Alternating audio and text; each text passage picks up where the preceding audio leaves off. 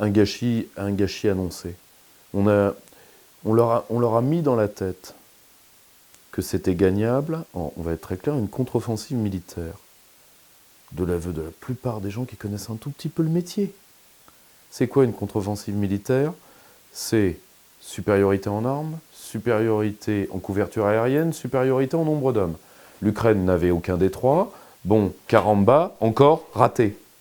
C'est la seule chose qu'on a balancé plusieurs dizaines de milliers de jeunes fils de l'Ukraine qui ont retrouvé le pays dans un sac à viande froide, pour une contre-offensive qui ne fait que coûter un peu de ses fils à la Russie, mais je pense que le vrai but, c'est avant tout de faire vivre le conflit, pour maintenir une atmosphère de pourrissement et retarder la négociation politique.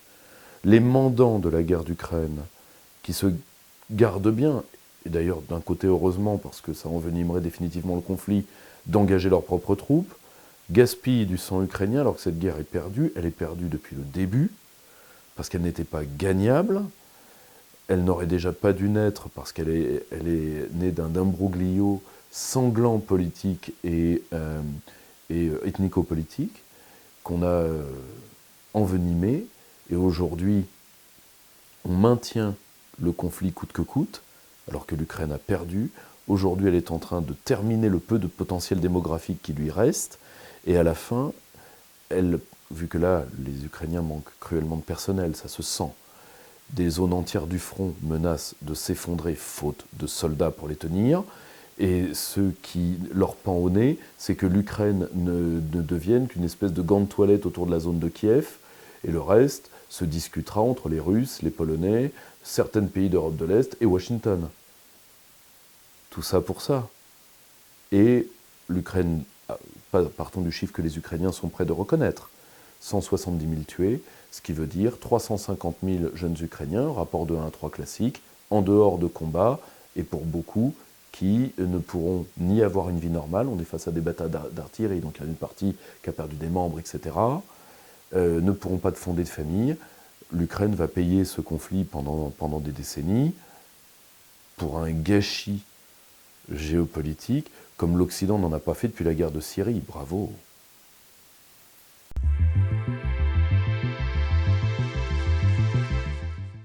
Prenons les critères de base de l'entrée à l'Ukraine. Donc déjà, il faut avoir une économie stable. Je rappelle que l'Ukraine est une économie en guerre, que l'Ukraine était l'un des pays les plus corrompus au monde. Qu'il faut avoir une vie démocratique stable également, hein, aux yeux des critères, je crois, de la Commission de Vienne, si mes souvenirs sont bons. Et je rappelle que M. Zelensky, certainement pour les mettre à l'abri, a fait arrêter la plupart des chefs des partis d'opposition. Hein, bon, ils ne sont pas morts, hein, ils sont en prison. Donc, on ne sait jamais, hein, un accident est si vite arrivé dans ces zones froides. Je rappelle que l'Ukraine était l'un des marchés structurés du trafic d'êtres humains, du trafic d'enfants, du trafic d'organes et d'un certain nombre d'autres joyeusetés du crime organisé. Et nous, on se dit qu'il est grand temps d'avoir ça chez soi. Il est vrai qu'en plus, vous me direz, on va avoir déjà le pseudo-État monténégrin et l'entité kosovardo-albanaise mafieuse. Il nous manquait que ça pour que l'Europe soit une espèce de gigantesque hôtel California, pour qu'il se rappelle de la chanson des années 70. Magnifique. Alors, ça c'est pour les critères, parce qu'une fois qu'on a pris l'Ukraine, on peut y aller tout chousse. Hein. Je me demande comment on va dire non aux Turcs après ça. Parce qu'avec tout ce qu'on peut penser du sultan, l'économie de marché est beaucoup plus développée en Turquie qu'elle ne l'est en Ukraine. En Ukraine, on est dans l'économie mafieuse stricte. Hein. Et la vie politique turque est quand même un peu plus stable. Quoi qu'on pense de la Turquie par ailleurs. Mais là, pour le coup, si vous faites venir ça, il n'y a pas de raison que les républiques caucasiennes ou que l'Asie centrale nous tend les bras. Hein, ça va être sympathique. Ensuite, sur l'avenir de l'Europe, on va être très simple. Vous allez avoir un afflux de travailleurs détachés qui va encore faire baisser les conditions de travail pour le prolétariat, plus un dumping agricole qui va flinguer les agricultures d'Europe de l'Ouest. Tout ça qui n'aidera pas l'Ukraine, vu que l'Ukraine a besoin d'avoir un véritable État, ce qu'elle n'a plus, et que le règne des oligarques prenne fin pour enfin avoir un vrai État avec une vraie concurrence, de vraies entreprises, c'est-à-dire d'éviter la dérive mafieuse et le grand banditisme qui structure le pays. Je rappelle par exemple que l'un des oligarques ukrainiens, qui était, je crois, M. Poroshenko, si mes souvenirs sont bons, avait 2 violons d'Ingres.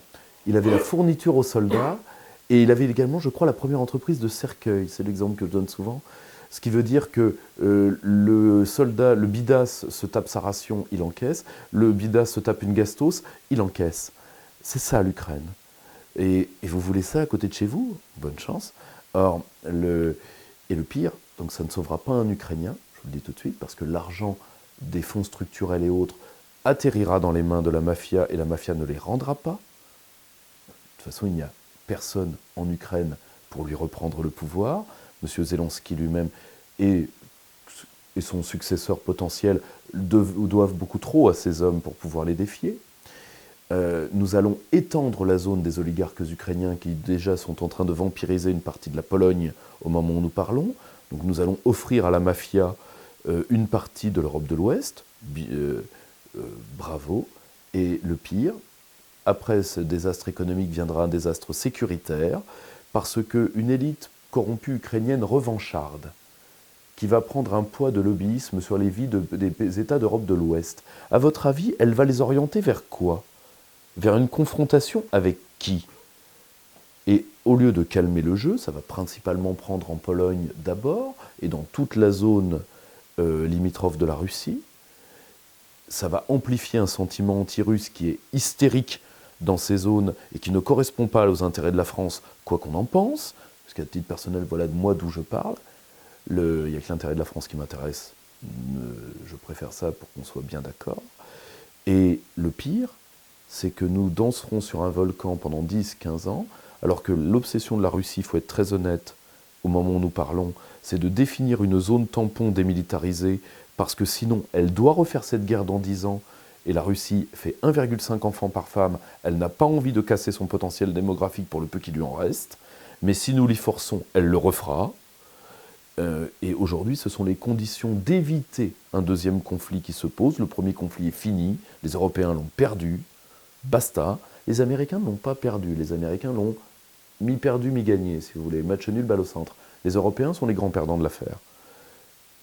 Et de faire venir l'Ukraine, c'est prendre, si vous voulez, c'est prendre un pot de pu chez soi.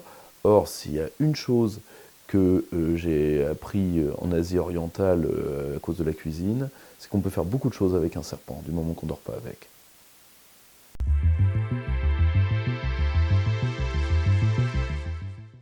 Comme le disait Alexandre de Marange, l'argent ne se perd jamais, il part juste d'une poche à une autre. Et donc ruiner principalement les États contributeurs nets, dont l'État qui perd le plus est la France, bien évidemment. Sur ces 50 milliards, 11 milliards viennent du contribuable français qui est en train de crever bouche ouverte.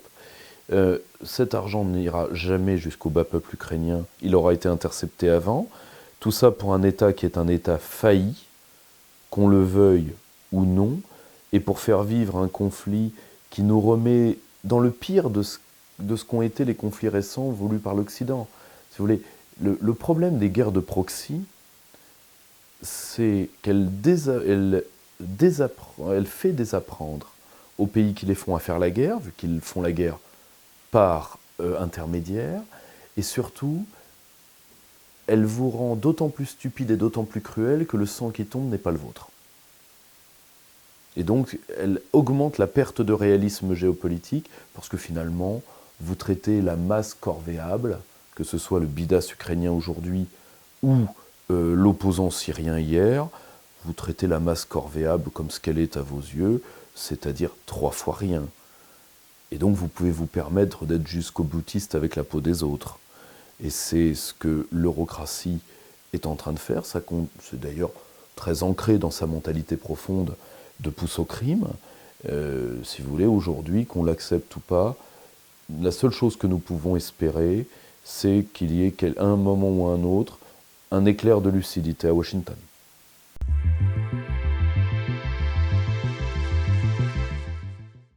Si vous voulez, c'est très problématique comme question parce que le problème, c'est qu'il faut savoir, est-ce que on parle de ce qui est, ou est-ce qu'on prend deux mots qui veulent, ou est-ce qu'on prend deux mots, et un qui a du sens, un qui n'en a pas, qu'on les accole, et qu'on pense que le mot qui a du sens va donner du sens au mot qui n'en a pas. Dans souveraineté européenne, le problème c'est qu'européen ça n'a pas de sens. Souveraineté, ça en a. Et le problème c'est qu'on pense que quand on dit souveraineté européenne, abracadabra, l'Europe apparaîtra par magie. Un moment, particulièrement dans le monde de la multipolarité qui naît sous nos yeux tous les jours, qui est maintenant un état de fait, qui n'est pas un projet, qui n'a été voulu par personne. Ce n'est pas la mondialisation des grands planificateurs américains de l'après-guerre, ça n'a été voulu par personne, et si l'Occident se plaint de cette multipolarité, elle est l'enfant de sa propre déchéance, qu'il a voulu, organisé, planifié, et qu'il d'ailleurs savoure avec un caractère festif, et qu'il assume à la face du monde.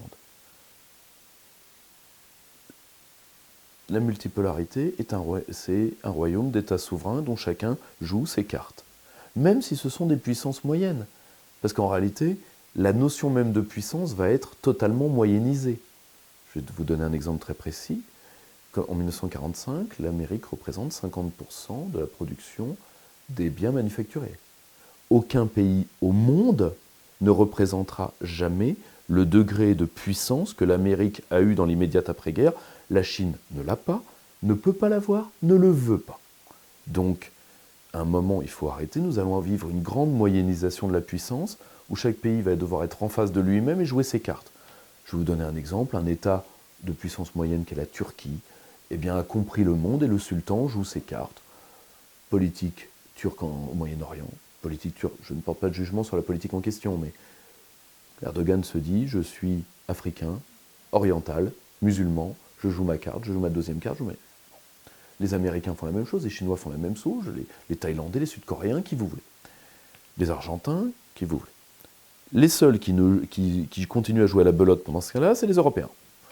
Donc, et particulièrement les Français, qui devraient se rendre compte de choses basiques qui renvoient au programme de géographie de 6e, dont je pense quand même que M. Séjourné a dû en avoir une idée vague. Les Français sont à Pondichéry depuis toujours. Les Français sont dans le Pacifique depuis toujours. Les Français sont dans l'océan Indien depuis toujours. Et c'est ça le monde qui va vivre. Coup de bol, on y est, on en profite, zéro. Pot de balle, nada, que chi. Donc, vous avez une volonté d'auto-sabordement et d'auto-avortement de la France au nom de la mystique européenne. Le problème, c'est que qu'on le veuille ou pas, une large partie de l'Europe ne veut plus ni vivre, ni avoir quoi que ce soit à dire au monde. C'est triste, c'est tout à fait normal que ça vous tire une larme. Le problème, c'est que ce n'est pas en inventant des mots qui n'ont pas de sens que vous allez faire revenir les zombies à la vie comme Lazare qui sort de son caveau. Voilà, c'est un moment, il faut revenir aux choses telles qu'elles sont. Et les choses telles qu'elles sont, ce sont des États qui jouent des cartes. Et les seuls qui s'interdisent de jouer n'importe quelle carte, c'est les Européens. Et donc, quand vous ne jouez pas de cartes, eh bien, vous devenez un laquais. Bon, coup de bol, il y a encore un chien de combat sur lequel on peut se frotter sur les pattes arrière. Le chien de combat n'a pas nécessairement besoin des Européens, sauf, et vous le verrez dans le cas de l'Ukraine, quand M. Biden se lèvera de la table et dira, au fait, les frais du pré-bail, c'est pour mes amis. Il faut bien partager quelque chose, pourquoi pas partager l'addition au resto. Et le problème, c'est que quand vous vous mettez dans l'optique d'être un suiveur et d'être un laquais, vous ne serez jamais un être vivant autonome. Or, aujourd'hui, c'est la grande querelle de l'autonomie qui vient pour chaque État. La mondialisation nous posait des questions d'interdépendance. La mondialisation est une phase qui se termine aujourd'hui. Et ça, toutes les phases de mondialisation, je vous rappelle qu'il y en a déjà eu 3, ce n'est que la 4e. Donc, il n'y a pas de nouveauté, il n'y a pas de nouveau monde, il n'y a pas de New World Order, tout ça c'est des trucs faits par des communicants un tout petit peu feignants qui n'ont pas ouvert un ouvrage de 5e en histoire-géographie. Eh bien, ça se fait toujours de la même manière.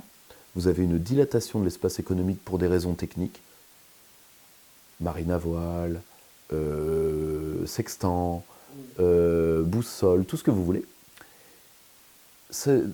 Les forces, ce que mon ami Laurent Henninger appelle des espaces fluides, se dilatent les premières, donc les religieux, les entreprises et les mafias. Les liens entre les trois, j'évite, je ne veux vexer personne. Hein. Et ensuite, les forces de l'espace solide, donc les États, disent « la fête est finie ». Et résultat, les marchands phéniciens, les marchands de bois d'ébène de Nantes, les barons fous de l'Amérique des années 1890, eh bien tous ces gens-là, à la fin, ils disparaissent. Et beaucoup de yuppies de la mondialisation heureuse ne voient pas arriver leur fin, et je pense qu'une certaine raideur que nous voyons arriver, c'est cette classe sociale qui se dit « merde, la mondialisation ne sera pas éternelle, Caramba, Jacques Attali s'est encore planté, ou un autre, hein, je ne suis pas ennemi du colloque, et malheureusement, il va falloir que voilà, la caisse va s'appauvrir, et le monde va redevenir normal, c'est-à-dire un monde interétatique, normal. C'est ce qui se joue maintenant.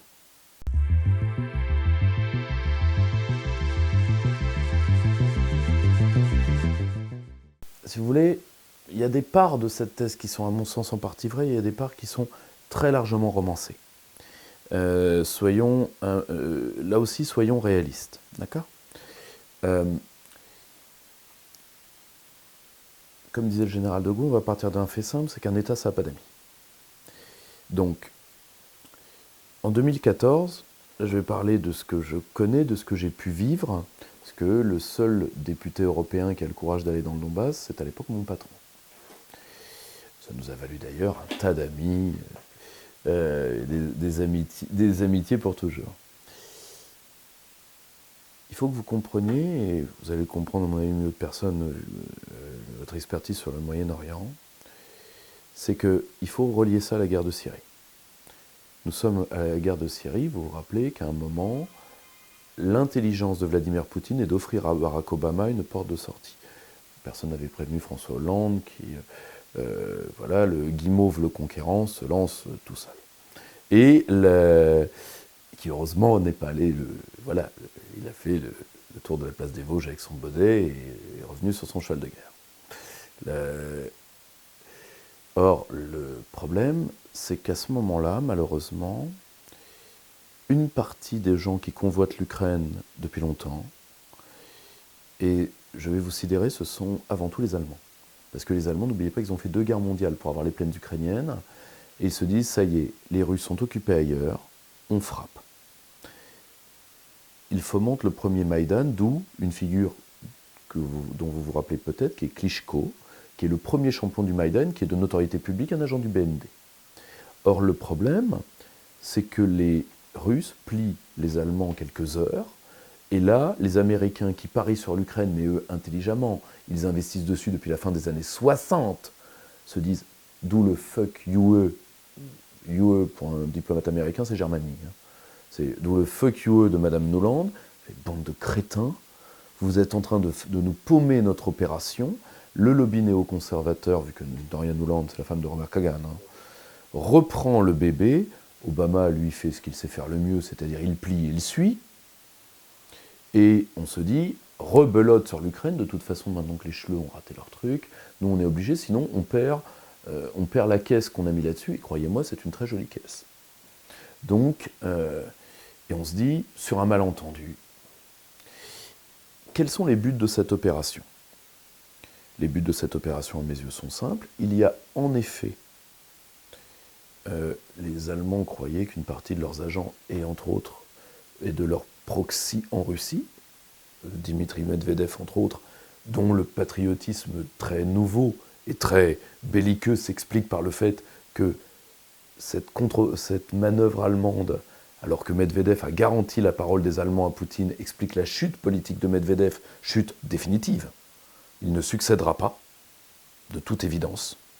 D'où, si vous suivez son Twitter, cette agressivité qui est la sienne pour revenir dans les grâces. Alors il est au Conseil de sécurité nationale, hein. Il n'a pas hérité de la niche du chien, il ne faut pas non plus y aller. Hein. Mais par contre, il n'est pas bien placé dans la course à la succession, très honnête. Or, le problème, c'est que pour les Allemands, c'était de dire les Russes ont besoin de nous, parce que nous avons l'industrie, ils ont l'énergie, et qu'est-ce que l'Ukraine par rapport à ça?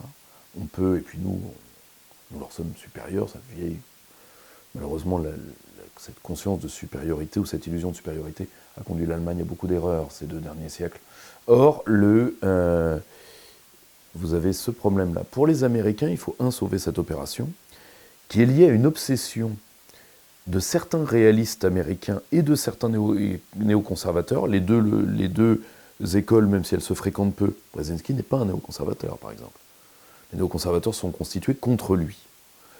Et lui-même s'est constitué contre le réalisme kissingerien. Se disent, ils ont cette croyance folle.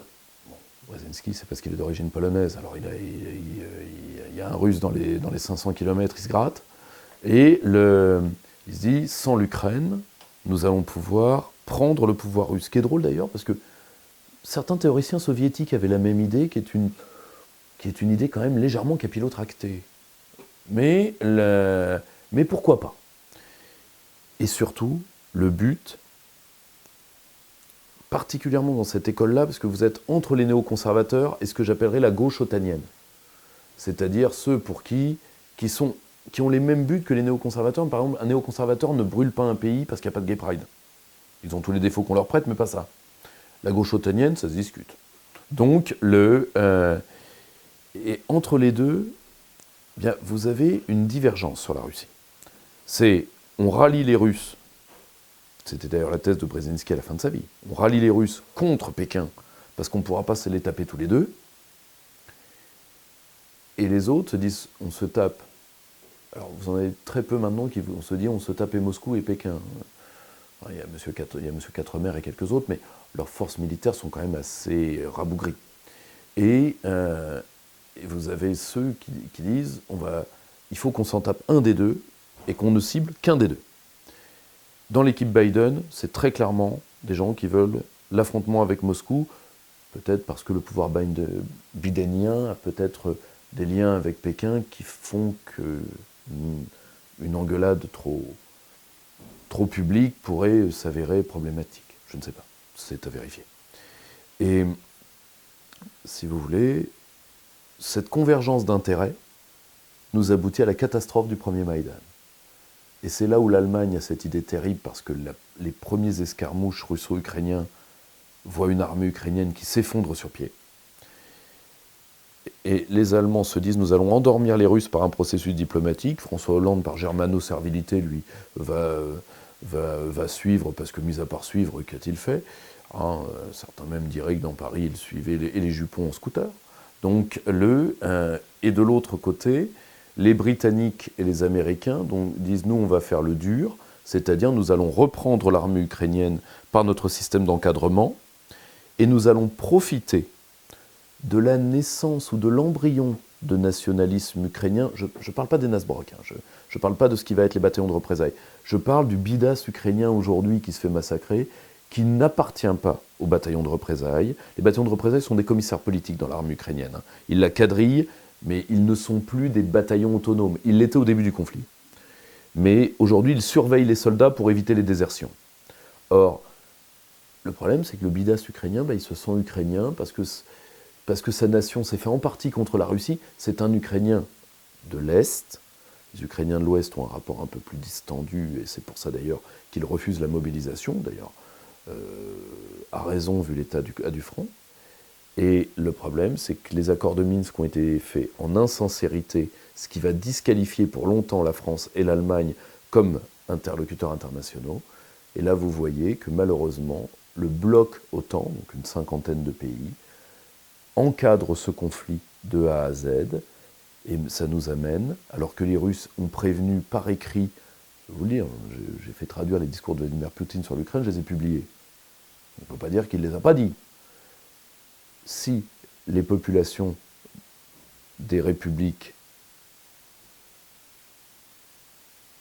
russes de l'Est de l'Ukraine continuent à être persécutées, nous serons obligés de venir les défendre. C'est ce que s'appelle un apartheid linguistique que tous les pouvoirs kieviens ont mis en place. Les Russes ont fait ce qu'ils ont dit de faire. Je pense qu'une partie du pouvoir kievien a voulu faire penser aux Russes qu'ils préparaient une Kraïna, sous l'exemple croate, pour motiver l'intervention russe, et donc motiver de l'autre côté une intervention occidentale, croyant remporter cette guerre. Bien mal leur en a pris. Et aujourd'hui, nous arrivons à la fin de ce gigantesque gâchis, où l'ordre international a régressé parfois de plusieurs décennies. Je vais vous donner l'exemple des saisies sur biens qui ont été faites, ce qui sont l'équivalent d'attaques de diligence. Nous avons créé l'ordre international pour éviter ça. Nous avons régressé de plusieurs siècles sous les yeux ébahis du monde entier, qui a majoritairement choisi son camp vers la Russie, quoi qu'on en pense. Aujourd'hui, l'Occident est seul. Bravo. Si vous voulez, comme boomerang merdeux, je pense que c'est un cas historique en termes de relations internationales.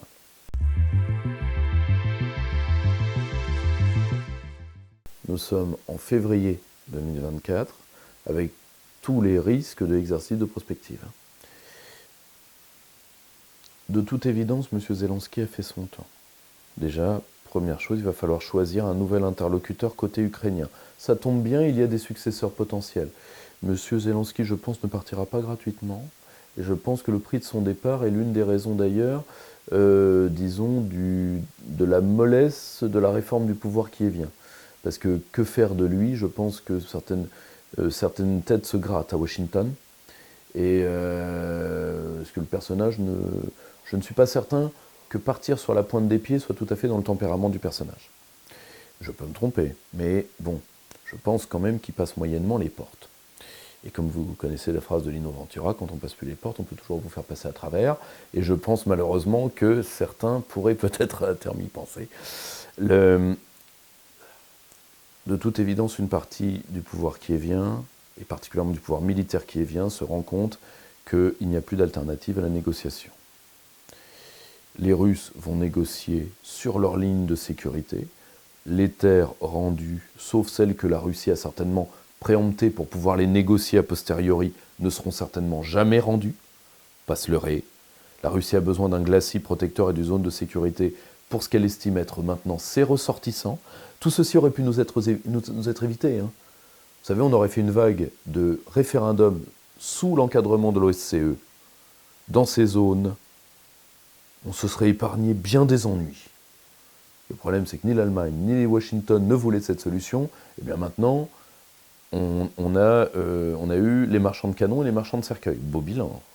Or, je crains que le pouvoir kievien se dise « on va régner sur ce qui restera de l'Ukraine ». Donc l'ère mafieuse en Ukraine ne se terminera pas, bien au contraire. Je pense que certains pays, si l'Allemagne les y autorise, particulièrement les gouvernements qui sont dirigés par des minorités allemandes, donc des Volksdeutsche, ce qui est le cas aujourd'hui de la Pologne avec M. Tusk, allemand de Pologne, et ce qui est le cas également de la Roumanie également, prendront, si l'Allemagne les y autorise, leur part de l'Ukraine, à présidence américaine constante. Si les Américains ne changent pas de présidence, la situation ukrainienne continuera à pourrir et à la fin les Européens paieront. Si quelque chose se passe aux États-Unis en novembre, le conflit s'arrête. Et là, pour le coup, il y aura un négociateur à table et qui va revenir pas au statu quo ante, mais qui va prendre, c'est simple, les terres russes sont aux Russes et